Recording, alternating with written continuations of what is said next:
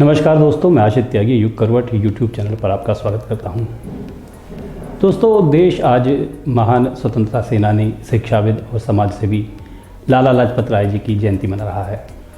तो पहले हम उन्हीं के बारे में कुछ बातें कर लेते हैं।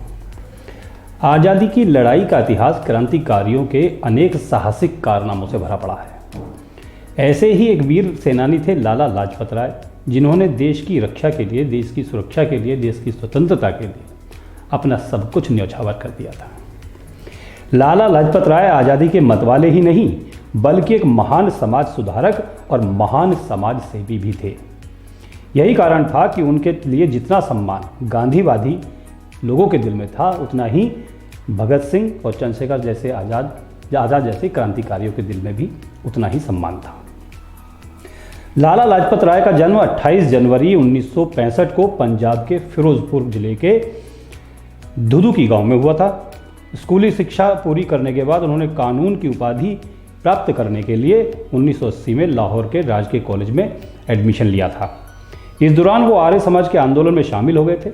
लाला जी ने कानूनी शिक्षा पूरी करने के बाद जगरांव से वकालत शुरू की थी। इसके बाद वे रोहतक और फिर हिसार में भी वकालत करने लगे। आर्य समाज के सक्रिय कार्यकर्ता होने के नाते उन्होंने दयानंद कॉलेज के लिए कोष इकट्ठा करने का काम किया। मतलब उस वक्त वो आर्य समाज से जुड़ गए थे और उसके लिए काम भी कर रहे थे। वो हिसार के नगर निगम में सदस्य भी चुने गए थे और बाद में सचिव चुन लिए गए थे। स्वामी दयानंद सरस्वती के निधन के बाद लाला जी ने अपने सहयोगियों के साथ मिलकर एंग्लो वैदिक कॉलेज के विकास के लिए काम करना शुरू कर दिया था। हिसार में रहते हुए लाला लाजपत राय ने कांग्रेस की बैठकों में जाना शुरू कर दिया। इसके बाद वो कांग्रेस के सक्रिय सदस्य बन गए। 1892 में वो लाहौर चले गए। 1897 से 1899 में जब देश के कई हिस्सों में अकाल पड़ा तो लाला लाजपत राय राहत कार्यों में सबसे आगे दिखाई दिए थे। जब अकाल पीड़ित लोग अपने घरों को छोड़कर लाहौर पहुंचे तो उनमें से बहुत अधिक लोगों को लाला लाजपत राय ने अपने घर में पनाह दी थी, ठिकाना दिया था। उन्होंने बच्चों के कल्याण के लिए भी कई काम किए हैं। जब कांगड़ा में भूकंप ने जबरदस्त तबाही मचाई थी तो लाला लाजपत राय राहत और बचाव कार्यों में सबसे आगे रहे थे। अंग्रेजों ने 1905 में बंगाल का विभाजन कर दिया तो लाला लाजपत राय सुरेंद्रनाथ बनर्जी और विपिन चंद्र पाल जैसे आंदोलनकारियों से हाथ मिलाकर अंग्रेजों से के इस फैसले की जमकर विरोध किया और आंदोलन चलाया। उन्होंने देश भर में स्वदेशी वस्तुएं अपनाने का भी अभियान चलाया था। 3 मई 1907 को ब्रिटिश हुकूमत ने उन्हें रावलपिंडी से गिरफ्तार कर लिया था। वहाँ से रिहा होने के बाद लाला लाजपत राय आज़ादी के लिए संघर्ष करते रहे। अमेरिका गए, वहाँ न्यूयॉर्क में अक्टूबर 1917 में इंडियन होम रूल लीग नाम का एक संगठन बनाया। उन्होंने विदेश में रहकर भी देश और देशवासियों के उत्थान के लिए लगातार काम किए। 20 फरवरी 1920 को जब भारत लौटे तो उस समय तक देश में उनकी छवि एक राष्ट्रीय नायक की बन चुकी थी। लाला लाजपत राय ने 1920 में कलकत्ता में कांग्रेस के एक विशेष सत्र में भाग लिया। वहां गांधी जी द्वारा अंग्रेजों के खिलाफ शुरू किए गए असहयोग आंदोलन का हिस्सा भी लाला लाजपत राय बन गए थे। गांधी जी का असहयोग आंदोलन सैद्धांतिक तौर पर रॉलेट एक्ट के विरोध में था।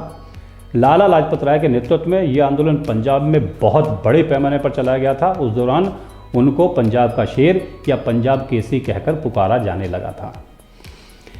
लाला लाजपत राय ने अपना सर्वोच्च बलिदान साइमन कमीशन के समय दिया। 3 फरवरी 1928 को कमीशन भारत पहुंचा था, जिसके विरोध में पूरे देश में शोर हुआ, आवाज़ हुई, आंदोलन हुए। लाहौर में 30 अक्टूबर 1928 को एक बहुत बड़ी घटना तब घटी जब लाला लाजपत राय के नेतृत्व में साइमन कमीशन का विरोध कर रहे युवाओं को अंग्रेजी पुलिस ने बेरहमी से पीटा था। पुलिस ने लाला लाजपत राय की छाती पर निर्ममता से लाठियां बरसाई थीं। वो बुरी तरह घायल हो गए थे और 17 नवंबर 1928 को उनकी मौत हो गई थी। लाला जी की मौत से पूरे देश में गुस्सा था, दुख था, शोक था और लोग आक्रोश में थे। उनकी मौत का बदला लेने का जिम्मा चंद्रशेखर आज़ाद, भगत सिंह, राजगुरु सुखदेव जैसे क्रांतिकारियों ने लिया। इन जाबाज देशभक्तों ने लाला जी की मौत के ठीक 1 महीने बाद अपनी प्रतिज्ञा पूरी की और 17 दिसंबर 1928 को ब्रिटिश पुलिस के ऑफिसर सैंडर्स को गोली से उड़ा दिया। लाला जी की मौत के बदले सैंडर्स की हत्या के मामले में ही राजगुरु सुखदेव और भगत सिंह को फांसी की सजा सुनाई गई थी। लाला लाजपत राय को लाल बाल और पाल कांग्रेस के गर्म दल के 3 सदस्यों में से सबसे प्रमुख माना जाता था। उनको श्रद्धांजलि युग करवट की तरफ से भी। आज भारत में एक बहुत बड़ी दुखद घटना हुई है। हमारे मिराज 2000 सुखोई 30 विमान क्रैश हो गए। ये आधुनिक टेक्नोलॉजी से बिल्कुल लबरेज थे, फाइटर जेट्स थे। इनका क्रैश होना एक देश में बहुत बड़ी त्रासदी माना जा रहा है। मुरैना में एयरफोर्स एक्सरसाइज चल रही है। ये सभी विमान वहाँ हिस्सा लिए हुए थे। दोनों विमानों का मलबा 36 किलोमीटर की दूरी पर मिला है। एक विमान का मलबा मुरैना में और दूसरा राजस्थान के भरतपुर में मिला है। पूरा सरकारी तंत्र इसकी जांच में जुटा हुआ है। इस हादसे की वजह से ज़रूरी हो गया है कि हम देश में हुए कुछ और हादसों पर याद कर लें। 21 अक्टूबर 2022 को कोई नहीं भूल सकता। अरुणाचल प्रदेश के लोअर सियांग जिले के सिंगिंग गांव में आर्मी का रुद्र हेलीकॉप्टर क्रैश हो गया था। इसमें 5 जवान सवार थे और 5 शहीद हो गए थे। 5 अक्टूबर 2022 को भी अरुणाचल प्रदेश में ही चीता हेलीकॉप्टर क्रैश हुआ था, जिसमें हमारा एक पायलट हमने खो दिया था। 25 दिसंबर 2021 को मिग 21 बाइसन राजस्थान में दुर्घटनाग्रस्त हुआ था। इस दुर्घटना में पायलट विंग कमांडर हर्षित सिन्हा की मौत हुई थी। 8 दिसंबर 2021 को देश के सबसे बड़े सैन्य अधिकारी हमारे सीडीएस विपिन रावत, उनकी पत्नी और 12 अन्य सैन्य अधिकारी हेलीकॉप्टर से तमिलनाडु के लिए उड़े थे। हेलीकॉप्टर रास्ते में क्रैश हो गया और इस हादसे में सीडीएस विपिन रावत समेत सभी सदस्यों की मौत हो गई थी। 20 मई 2021 को पंजाब के मोगा जिले में मिग 21 विमान दुर्घटनाग्रस्त हुआ था और इस हादसे में भी हमने एक पायलट को खो दिया था। 17 मार्च 2021 को मध्य प्रदेश के ग्वालियर में फिर से एक मिग 21 बाइसन विमान दुर्घटनाग्रस्त हुआ और इसमें एक ग्रुप कैप्टन की मौत हुई थी। फरवरी 2019 में भारतीय वायुसेना की एयरबेटिक टीम सूर्य किरण के 2 विमान हवा में एक दूसरे से टकराने के बाद दुर्घटनाग्रस्त हुए थे। एक पायलट की मौत हुई थी, 2 घायल हो गए थे। एयर इंडिया शो के रिहर्सल के दौरान ये घटना हुई थी। अक्टूबर 2017 में अरुणाचल प्रदेश के तवांग के पास एक प्रशिक्षण उड़ान के दौरान भारतीय सेना का हेलीकॉप्टर दुर्घटनाग्रस्त हुआ था और इस मामले में इस हादसे में 7 लोगों की मौत हुई थी। दिसंबर 2015 में एक अर्धसैनिक विमान दिल्ली हवाई अड्डे के पास दुर्घटनाग्रस्त हुआ था। इसमें सीमा सुरक्षा बल के 10 जवान मारे गए थे। 28 मार्च 2014 को भारतीय वायुसेना का मालवाहक विमान C-130J सुपर हरक्यूलिस ग्वालियर के पास क्रैश हो गया था। इसमें मौजूद सभी 5 लोगों की मौत हुई थी। ये घटना ग्वालियर से 70 मील पश्चिम में हुई थी। आज हुआ विमान हादसा भारतीय सेना के लिए एक त्रासदी के रूप में है। हमने 2 बहुत उन्नत किस्म के विमान खो दिए हैं, साथ ही एक पायलट भी। राजा भैया के नाम से आप सभी लोग वाकिफ होंगे। भदरी रियासत से लखनऊ की सियासत तक अपनी अलग पहचान बनाने वाले राजा भैया का सियासी सफ़र बहुत दिलचस्प है। इसमें कई घटनाएं रोमांचित करती हैं, कई चिंता में डालती हैं। हिंदी भाषी जो उत्तर भारत है, इसमें 2 बड़े राज्य हैं, उत्तर प्रदेश और बिहार। यहाँ की राजनीति में बाहुबलियों के किस्से बहुत हैं। या ये समझ लीजिए कि उत्तर प्रदेश में और बिहार में अगर बाहुबलियों का जिक्र ना हो तो यहाँ की राजनीति की कहानी अधूरी है। इन राज्यों में सत्ता के शीर्ष पर कोई भी बैठे, बाहुबलियों के दबदबे को इससे कोई खास फर्क नहीं पड़ता। मतलब सरकार किसी भी पार्टी के बने, बाहुबलियों का अपना रुतबा कायम रहता है। समय बीतने के साथ साथ कई बाहुबली अतीत का अध्याय बन गए हैं, लेकिन कई ऐसे हैं जिनका जलवा आज भी कायम है। ऐसे ही बाहुबली नेताओं में सबसे पहले नाम आता है कुंडा से विधायक राजा भैया का। साल 1993 में राजा भैया ने अपना राजनीतिक जीवन शुरू किया था। प्रतापगढ़ जनपद के भदरी रियासत के उत्तराधिकारी राजा भैया मात्र 24 साल की उम्र में पहली बार विधायक बन गए थे। ये वो दौर था जब उत्तर प्रदेश की राजनीति मंडल और कमंडल में बटी हुई थी। ऐसे सियासी माहौल में राजा भैया ने अपनी स्वतंत्र पहचान कायम की। इसके बाद से उन्होंने कभी पीछे मुड़कर नहीं देखा। वर्ष 1993 से 2022 तक यूपी की सियासत में कई दलों के पक्षों में तूफानी जनादेश हमने देखा है। बहुमत लेकर सरकारें आईं, लेकिन इनमें से किसी में इतनी ताकत नहीं थी जो राजा भैया को विधानसभा पहुंचने से रोक सके। यूपी जैसे बहुत बड़े प्रदेश में अपनी स्वतंत्र पहचान स्थापित करने वाले रघुराज प्रताप सिंह उर्फ राजा भैया के बारे में जितने किस्से और कहानियां अफवाहों की शक्ल में उड़ती हैं, भारत में शायद ही किसी नेता को लेकर इतनी कहानियां, इतने किस्से हों। साल 2022 में हुए विधानसभा चुनाव में राजा भैया पहली बार किसी पार्टी के बैनर पर चुनाव लड़े हैं, वरना अब तक वो निर्दलीय चुनाव लड़ते थे और जीतते थे। जनता ने उन्हें 7 बार विधानसभा पहुंचाया है। राजा भैया का एक नाम तूफानी सिंह भी है। इनका जन्म 31 अक्टूबर 1967 को भादरी रियासत में हुआ था। इनके पिता का नाम उदय प्रताप सिंह और माता का नाम मंजुल राजे है। मंजुल भी यानी कि इनकी माँ भी राजघराने से ही हैं। इनके पास पैतृक संपत्ति समेत लगभग 200 करोड़ की चल संपत्ति होने का अनुमान लगाया जाता है। राजा भैया अपने माता पिता की इकलौती संतान है। राजा भैया की शादी भानवी कुमारी से हुई थी, जो बस्ती घराने के शाही घराने से आती हैं, सियासत परिवार से हैं। राजा भैया के 4 बच्चे हैं, जिनमें 2 बेटे और 2 बेटियां हैं। राघवी कुमारी उनकी सबसे बड़ी बेटी है। दूसरी बेटी का नाम ब्रजेश्वरी है। बेटों के नाम शिवराज प्रताप सिंह और ब्रजराज प्रताप सिंह हैं। राजा भैया के शौक बहुत निराले हैं। उन्हें घुड़सवारी, शूटिंग, प्लेन उड़ाना, जंगल सफारी और शिकार करने का शौक है। कई बार ऐसे शौक उनके जीवन पर खतरा भी बन चुके हैं। रघुराज प्रताप सिंह उर्फ राजा भैया के दादा बजरंग बहादुर सिंह स्वतंत्रता संग्राम सेनानी थे। आज़ादी के बाद जब हिमाचल प्रदेश अलग राज्य बना तो वो वहाँ के राज्यपाल बनाए गए थे। उनके पिता राजा उदय प्रताप सिंह कभी भी सक्रिय राजनीति में नहीं आए। इसके बजाय उन्होंने विश्व हिंदू परिषद और राष्ट्रीय स्वयंसेवक के साथ जुड़े रहना और उसमें काम करना पसंद किया था। उदय प्रताप सिंह की छवि पूरे क्षेत्र में एक दबंग और कट्टर छवि वाले नेता के रूप में थी। राजा भैया कानून की डिग्री हासिल करने के लिए इसके बाद सक्रिय राजनीति में उतरना चाहते थे, लेकिन उनके पिता इसके लिए तैयार नहीं थे। कहा तो ये भी जाता है कि पिता उदय प्रताप सिंह अपने बेटे की शिक्षा के भी खिलाफ थे, लेकिन उनकी मां ने उन्हें शिक्षा से वंचित नहीं होने दिया। एक दिन राजा भैया ने अपने पिता के सामने चुनाव लड़ने की इच्छा जाहिर की। उदय प्रताप सिंह ने कहा कि पहले गुरुजी की अनुमति लेकर आइए। अनुमति मिलने के बाद ही 1993 में रघुराज प्रताप सिंह उर्फ राजा भैया ने अपना सियासी सफ़र शुरू किया था। 1993 के बाद से कुंडा और राजा भैया एक दूसरे के पूरक बन चुके हैं। साल 1993 में हुआ जीत का जो क्रम शुरू हुआ था वो 2022 तक लगातार जारी है। हर चुनाव के बाद उनका जीत का मार्जिन बढ़ जाता है। पिछले चुनाव में अखिलेश और मायावती मिलकर भी राजा भैया को चुनाव नहीं हरा पाए। एक और खासियत है कि राजा भैया चुनाव निर्दलीय जीतते हैं और सरकार जिसकी दल की हो उसमें मंत्री बन जाते हैं। यूपी की राजनीति ने जिस समय जैसी भी करवट ली, राजा भैया ने अपने आप को उसी के हिसाब से ढाल लिया।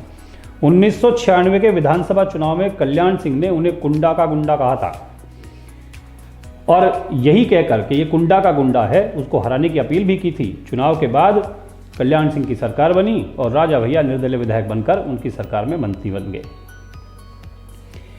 भाजपा में जब राजनाथ सिंह का कद बढ़ा था तो राजा भैया की उनसे नज़दीकियां बढ़ गईं और फिर वो उनके साथ भी उनकी सरकार में मंत्री रहे। इसके बाद यूपी की सियासत बदली, समाजवादी पार्टी की सरकार बनी, मुलायम सिंह यादव मुख्यमंत्री थे। तो मुलायम सिंह यादव के करीबी राजा भैया हो गए और वो फिर मुलायम सिंह की सरकार में मंत्री बन गए। उनके बेटे अखिलेश यादव की कैबिनेट में भी मंत्री रहे। कुंडा में राजा भैया का जो हवेली है, कोठी है, उसको बेती कोठी कहा जाता है, जहाँ पहले उनके दादा फिर पिता और अब वो जनता दरबार लगाते हैं। आज भी सप्ताह में 2 बार जनता दरबार लगता है, जिसमें बड़ी संख्या में फरियादी जुटते हैं। भारत में न्यायतंत्र बहुत सुलभ है, उसके बाद भी उस क्षेत्र में वहाँ की जनता कोर्ट कचहरी जाने के बजाय राजा भैया की अदालत में न्याय के लिए पहुँचना पसंद करती है। उनके दरबार में ज़मीन, परिवार आदि को लेकर तमाम विवाद जो है वो अलग रखे जाते हैं और उनका न्यायपूर्वक निपटारा होता है, ऐसा वहाँ की जनता मानती है। राजा भैया की बेती कोठी के पीछे 600 एकड़ का तालाब है जो हमेशा से चर्चा का विषय रहता है, जिसके बारे में कई खौफनाक किस्से मशहूर हैं।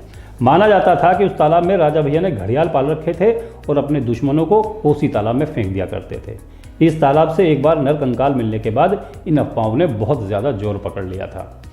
राजा भैया इस बात को लोगों का मानसिक दिवालियापन बताते हुए इससे इनकार करते हैं। वो बताते हैं कि एक बार 1990 के दशक में पूर्व प्रधानमंत्री चंद्रशेखर के सामने बिहार के पूर्व मुख्यमंत्री लालू यादव ने उनसे तालाब में घड़ियाल पालने की वजह भी पूछी थी। राजा भैया का यूपी की राजनीति में बसपा प्रमुख मायावती से हमेशा से 36 का आंकड़ा रहा। मायावती ने अपने शासनकाल में राजा भैया को और उनके पिता को अपहरण और धमकाने के मामले में जेल भेज दिया था। पिता के महल और भद्री कोठी पर पुलिस के छापे पड़े थे। मायावती सरकार ने राजा भैया पर पोटा जैसा कठोर कानून लगाया था। उन पर गैंगस्टर एक्ट के तहत भी मामला दर्ज हुआ था। मुलायम सिंह सरकार आने पर उन पर पोटा की धाराओं को खत्म कर दिया गया था। राजा भैया जब जेल से छूटे थे तब कुंडा क्षेत्र में नारा लगा था, जेल का ताला टूट गया, राजा भैया छूट गया। राजा भैया की लंबी चौड़ी हिस्ट्री शीट है। बाहुबली नेता हैं, उन पर 47 मुकदमे दर्ज हैं। वो हर वक्त कभी ना कभी किसी न किसी वजह से विवादों में घिरते रहते हैं। साल 2012 में कुंडा में डीसीपी जियाउल हक की हत्या कर दी गई थी। उनके क्षेत्र में हुए इस हत्याकांड की गूंज पूरे देश में सुनाई दी थी। राजा भैया खलनायक की तरह पेश किए जाने लगे थे। उस दौरान वो सपा सरकार में मंत्री थे। दबाव में आकर अखिलेश यादव ने उनसे इस्तीफा ले लिया था। इस मामले में सीबीआई की जांच कराई गई थी। सीबीआई ने राजा भैया को क्लीन चिट दे दी थी और उसके बाद 8 महीने के बाद उनको फिर से मंत्रिमंडल में शामिल कर लिया गया था। ये था आज का खबरों का पोस्टमार्टम। अब आज की कुछ प्रमुख खबरें।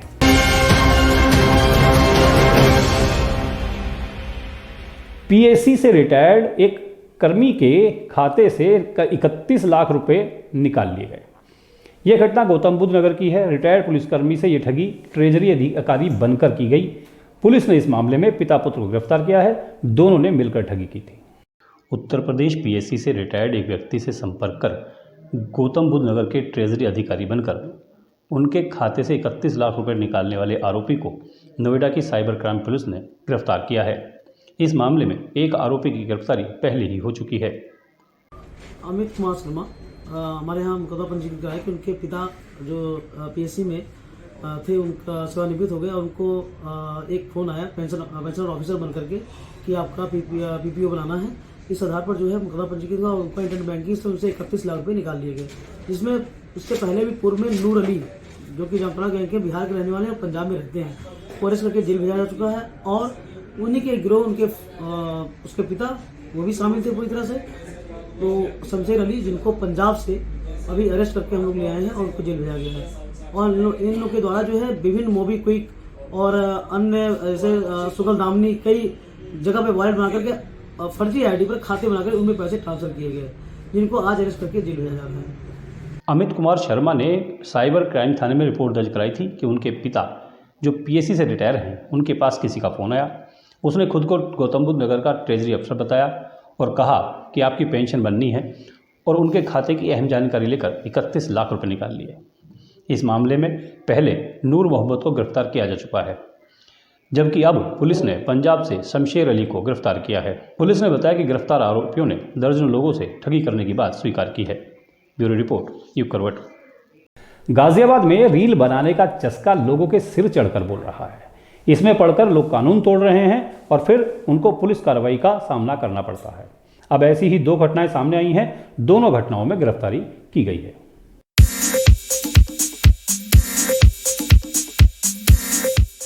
गाजियाबाद में रील बनाने के चक्कर में कानून तोड़ने का सिलसिला लगातार चल रहा है। ऐसी 2 और घटनाएं सामने आई हैं। पहली घटना एलिवेटेड रोड की है। यहाँ एक वैगनार चालक की वीडियो वायरल हुई जो ट्रैफिक नियमों की धज्जी उड़ा रहा था। पुलिस ने इस पर कार्रवाई की है।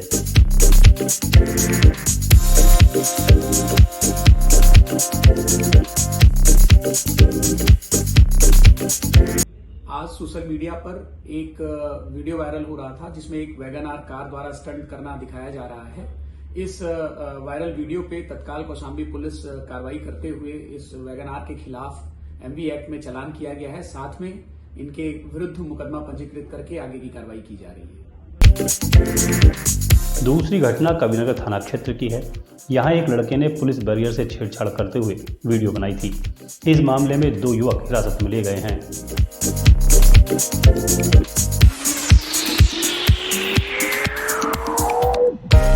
सोशल मीडिया पर रील्स के माध्यम से एक वीडियो वायरल हो रहा था जिसमें एक युवक द्वारा अनावश्यक रूप से ट्रैफिक बैरियर को उसके स्थान से हटा करके रील बनाई जा रही थी तथा इसको वायरल किया गया था। उक्त के संबंध में जांच किए जाने पर यह पाया गया कि ये वीडियो थाना का क्षेत्र कबीरनगर में बनाया गया था। उक्त रील से संबंधित दोनों युवकों को हिरासत में लेकर के आवश्यक निरोधात्मक कार्रवाई सुनिश्चित की जा रही है। रील का चस्का लोगों को हवालात पहुंचा रहा है, मगर फिर भी लोग मान नहीं रहे हैं। ब्यूरो रिपोर्ट, युग करवट।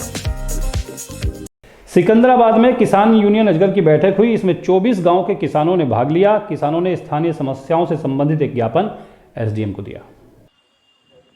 भारतीय किसान यूनियन अजगर ने 24 गांवों की समस्या को लेकर बैठक का आयोजन किया।